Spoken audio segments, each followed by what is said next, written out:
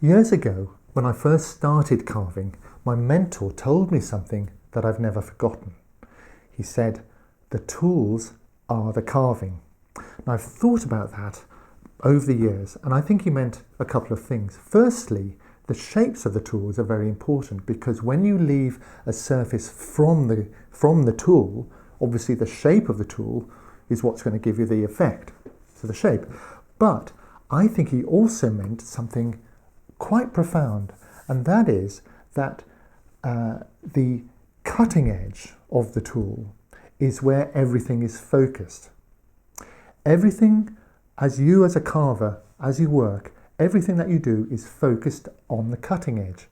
So on one side of this cutting edge, where the action is the wood. On the other side is you, how you hold the tools, how you handle them, your ideas and so on.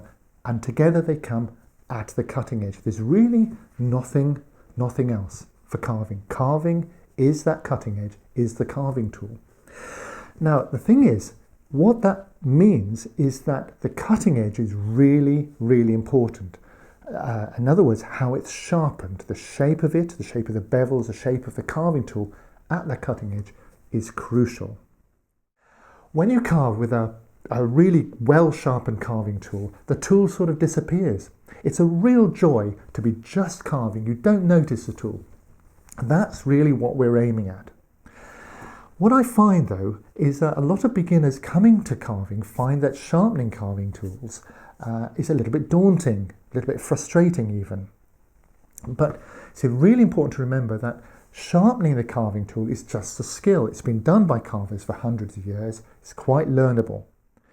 So the key point here is that for you to be able to carve fluently and easily and really enjoy your carving, you're going to have to master the sharpening aspect. And I'm going to help you with this, give you lots of advice at the appropriate time about sharpening.